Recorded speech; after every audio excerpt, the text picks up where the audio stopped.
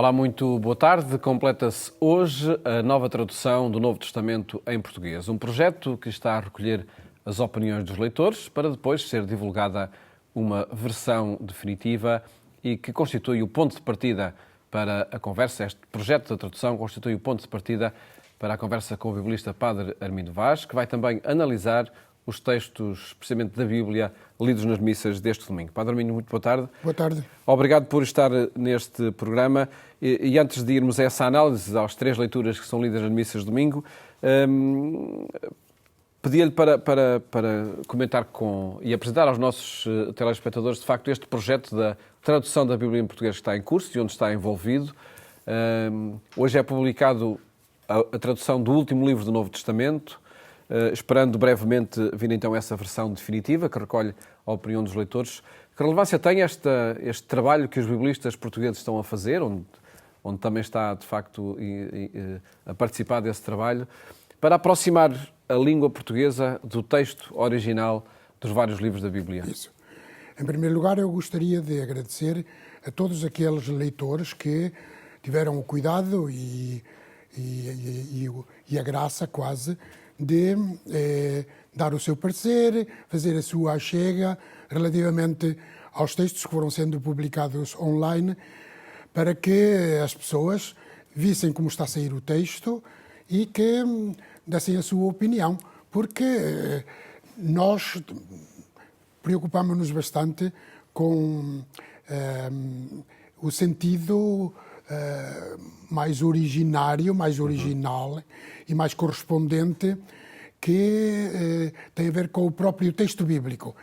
E também temos lá uma pessoa que é técnica dos aspectos literários, procurando as palavras mais apropriadas dentro da língua portuguesa. Mas, mesmo assim, as pessoas podem ter outra opinião, porque quantos mais olhos passarem pelo texto, mais ele pode ficar afinado. Pronto, por isso agradecemos. E esse trabalho que tiveram a bondade de fazer pode continuar, porque agora, a partir de 1 de março, uma vez que o Novo Testamento, a tradução do Novo Testamento já está completa, então ela vai ser disponibilizada para os Evangelhos online, a partir de 1 de março, digo, de maneira que os leitores portugueses possam ainda ter acesso a essa tradução. Para já é a última, não é? Podendo ainda aperfeiçoar, dar um contributo para aperfeiçoar essa tradução. Agradecemos que assim aconteça. A versão definitiva há de ser proposta depois a partir também de todas essas opiniões. Para publicar já em papel, definitivamente. Até lá ainda temos um percurso algo longo a fazer, porque nós, comissão, grupo que estamos a trabalhar no Antigo Testamento, ainda não completamos a revisão das traduções individuais que foram sendo feitas dos respectivos livros do Antigo Testamento. É compreensível que a nossa parte ainda não esteja acabada. Os livros do Novo Testamento são 27 e alguns são 3 ou 4 versículos. Os livros do Antigo Testamento são 46. E, portanto, está a ser trabalhosa essa tradução. Esperemos que saia bem.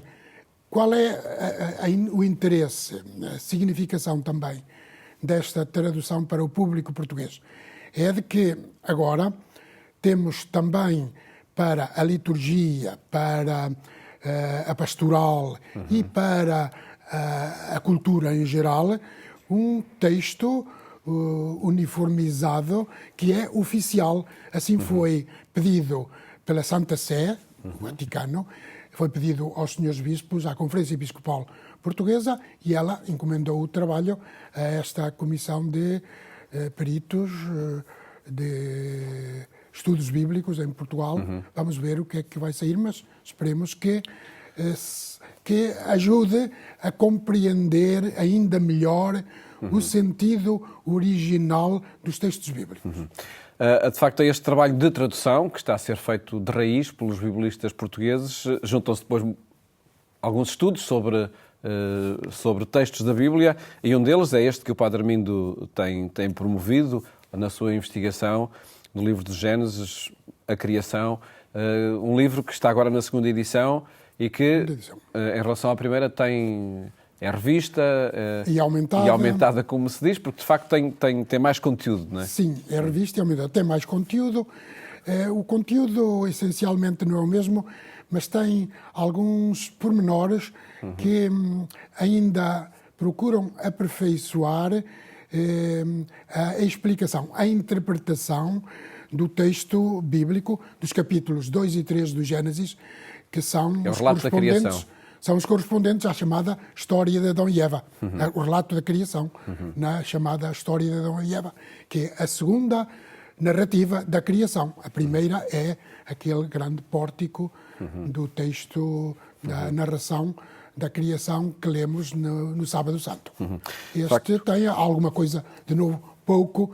Por exemplo, procurei pôr à parte umas 2, 3 páginas sobre a ideia bíblica de criação.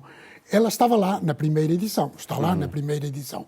Só que essa ideia de criação, tal como ela nos aparece a partir da Bíblia, e não aquela que nós temos no Ocidente, que é algo diferente, essa ideia estava lá, só que estava dispersa, disseminada ao longo do livro, ao longo da explicação dessa narrativa de criação. Agora, pus logo no princípio da interpretação desse relato bíblico, pus esse conceito novo de criação, tal como deveríamos apanhá-lo a partir dos textos bíblicos e não a partir de segundas leituras ou de pressupostos que nós fomos arranjando ao longo da leitura desse texto.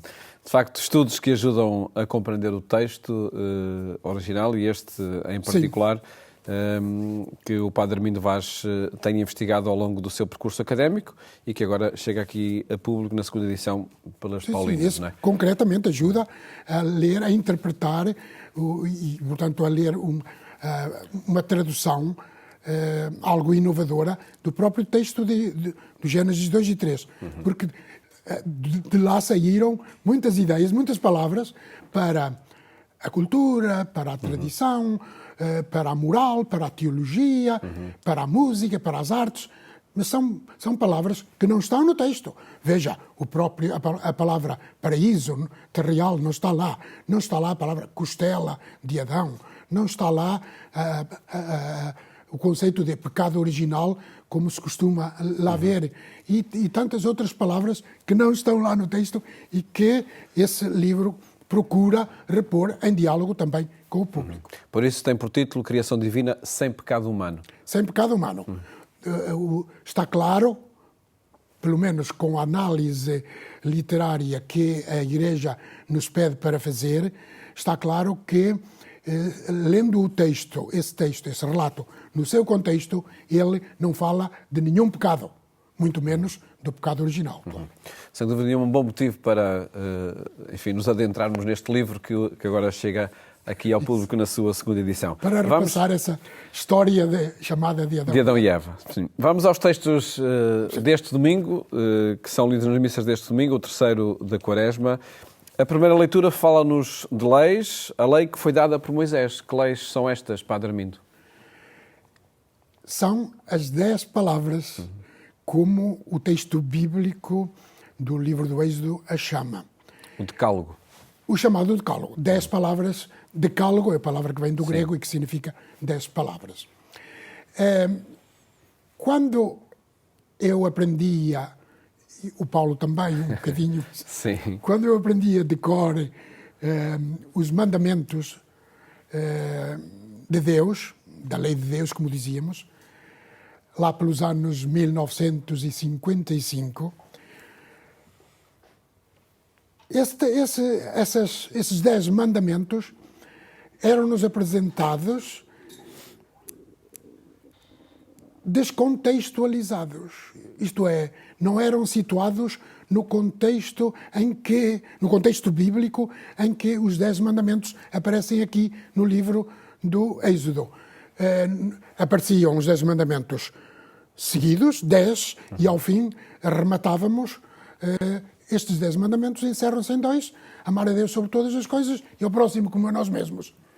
E os 10 mandamentos apareciam como um pacote de leis provinda de Deus que sugeririam ao leitor: aí vai disto, tu agora cumpres aquilo que eu mando e já está.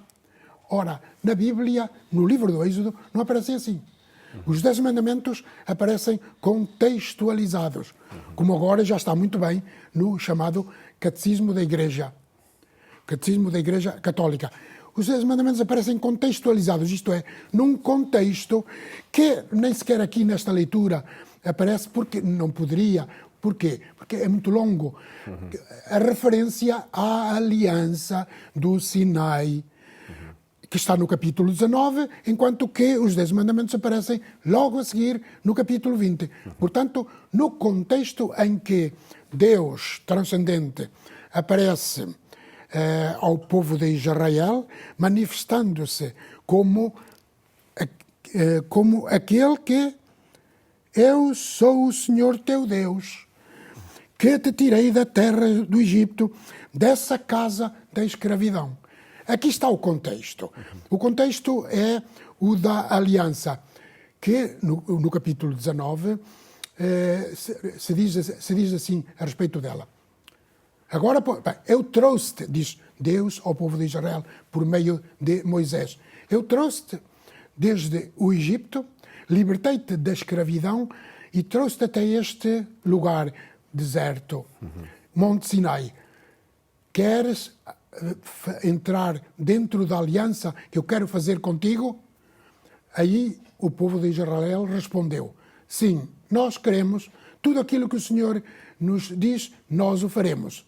E então, uma vez que o povo aceita a aliança que Deus propõe, vem este texto. Então, já que queres entrar dentro da aliança, agora eu apresento-te a minha vontade. E aí vêm as 10 leis. Vêm os 10 mandamentos. Mas os 10 mandamentos aparecem, veja, como, digamos assim, o código de libertação. É um código da liberdade. Não é um código de opressão ou de simplesmente mandar a partir de cima e tu obedeces. Não.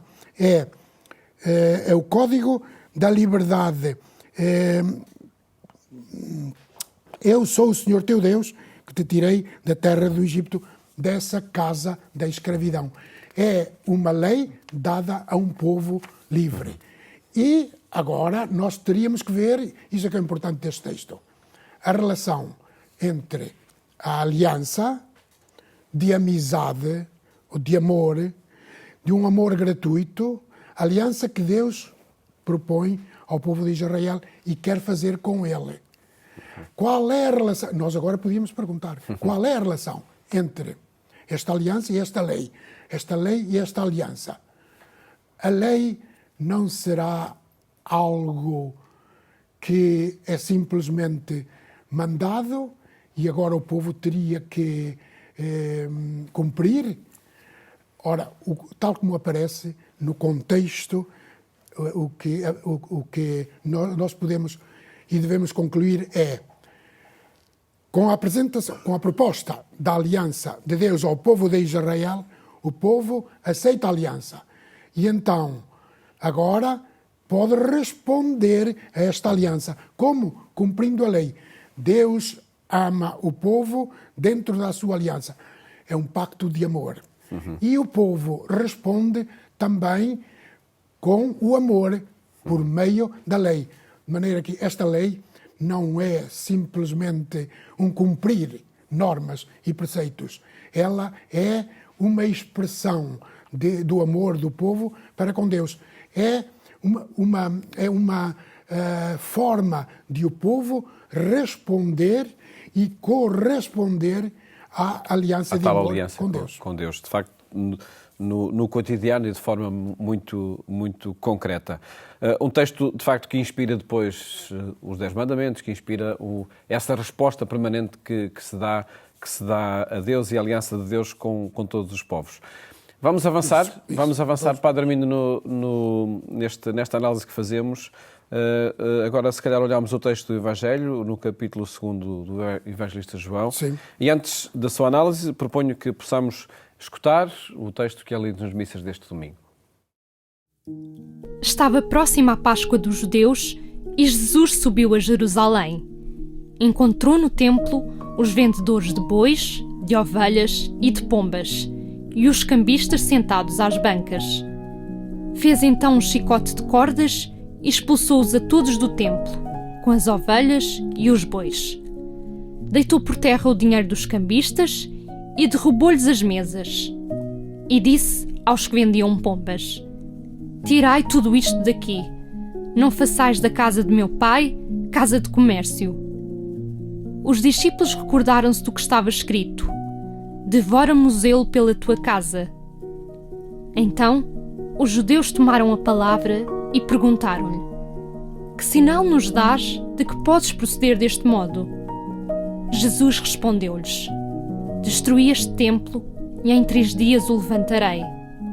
Disseram os judeus: Foram precisos 46 anos para se construir este templo e tu vais levantá-lo em 3 dias? Jesus, porém, falava do templo do seu corpo. Por isso, quando ele ressuscitou dos mortos, os discípulos lembraram-se do que tinha dito e acreditaram na Escritura e na palavra de Jesus. Enquanto Jesus permaneceu em Jerusalém, pela festa da Páscoa, muitos, ao verem os milagres que fazia, acreditaram no seu nome. Mas Jesus não se fiava deles, porque os conhecia a todos e não precisava de que lhe dessem informações sobre ninguém. Ele bem sabia o que há no homem. Padre Armindo Vaz, que simbólica preenche todo este texto em torno, enfim, desta afirmação de Jesus ao dizer que reconstruía o templo em 3 dias? Este texto diz-nos muito do essencial do cristianismo e também de como, da ideia que nós devemos ter, em geral, da nossa relação com Deus, da relação do ser humano com o Deus de Jesus. O que é que temos aqui? Diz o texto, estava próxima a Páscoa dos judeus. Era uma altura em que havia muito movimento em Jerusalém. Os habitantes de Jerusalém, ao longo do ano, eram à volta dos 50 mil. Por altura da festa da Páscoa, naquelas 2-3 semanas, os habitantes de Jerusalém rondavam os 180 mil, mais do que triplicavam. Era um momento em que muitos aproveitavam para fazer negócios. Aquele negócio que não podiam fazer durante o ano, como é compreensível, onde há muita gente, aproveita-se para comprar e para vender. Tudo isso muito bem. Mas havia um aspecto onde estava implicada muita vida e muita essência da vida, e que era à volta do templo. O templo era uma instituição que convocava à sua volta e muita movimentação e também contratos, negócios das pessoas que, precisamente vindo para a festa da Páscoa, que era essencialmente uma festa religiosa, aproveitavam para oferecer os seus dons, fazer as suas ofertas, os seus sacrifícios, como forma de se relacionarem com Deus. E é aí que entra Jesus. É isso que incomoda Jesus. Isto é, ele percebeu que se fazia muito negócio na casa do Pai, na casa que deveria ser de oração. E por isso ele tem este gesto simbólico, profético, de deitar as mesas dos cambistas e dos negociantes tudo abaixo e expulsar toda aquela gente negociante. O que é que Jesus faz com isto? Insisto, é um gesto profético. Não é violência de parte de Jesus. Há um texto do profeta Zacarias onde se diz que nos tempos do Messias, acabarão os negociantes no templo. Jesus, tendo este gesto, significa que ele é o Messias e inaugura tempos novos. Tempos novos, porque, de facto, o que estava em causa era a nova forma de conceberem a relação com Deus. Aquele tipo de religião que estava a ser tido no judaísmo de então era a religião com um Deus negociante, fazendo pedidos negociáveis. Toma lá, dá cá. Eu dou-te o cumprimento da lei, tu dás-me bom tempo, culturas favoráveis, etc. Era a religião do mérito. Era uma religião em que entrava em causa a vantagem que os pedidos e as orações tinham. Jesus diz, o Deus verdadeiro é o Deus transcendente que não se pode manipular, nem sequer com a oração. O Deus verdadeiro é o Deus da graça. É o Deus que dá de graça e quer a vossa resposta também de graça, por amor, sem negociar. É isto que está em causa. E então ele diz-lhes isso. Destruí este templo e em 3 dias o levantarei. Ele propõe um novo culto. E é o culto, e fazendo a ponte para a segunda leitura, o culto em torno de Jesus crucificado de que fala a segunda leitura? O texto fala de o novo culto, isto é, do seu corpo, é a sua ressurreição. É um novo culto e um novo templo. O próprio Jesus é que deveria ser o novo templo e através dele, o grande mediador entre os homens e Deus, através dele é que se deveria prestar culto a Deus. Nele, ele é que era o lugar da presença de Deus e era através dele que se deveria adorar a Deus. Crucificado. Aparece aqui na segunda leitura de São Paulo. É o amor crucificado. Os gregos não o aceitam, os judeus também não aceitam. Porquê? Porque viam em Jesus um condenado, maltratado no patíbulo da cruz. Quando Jesus quis ir até à cruz para manifestar de forma suprema o amor de Deus para com a humanidade. Que de facto é essa afirmação que está na segunda leitura, e agradeço ao Padre Armindo Vaz este comentário aos 3 textos que são lidos nas missas deste domingo. Muito obrigado, Padre Armindo, por ter estado connosco neste programa. Antes de terminar, recordo que pode rever este e todos os programas que partilhamos consigo aqui na RTP2 e também na Antena 1, no portal agência.eclésia.pt. Desejo-lhe um ótimo fim de semana. Até à próxima segunda-feira, se Deus quiser. Boa tarde.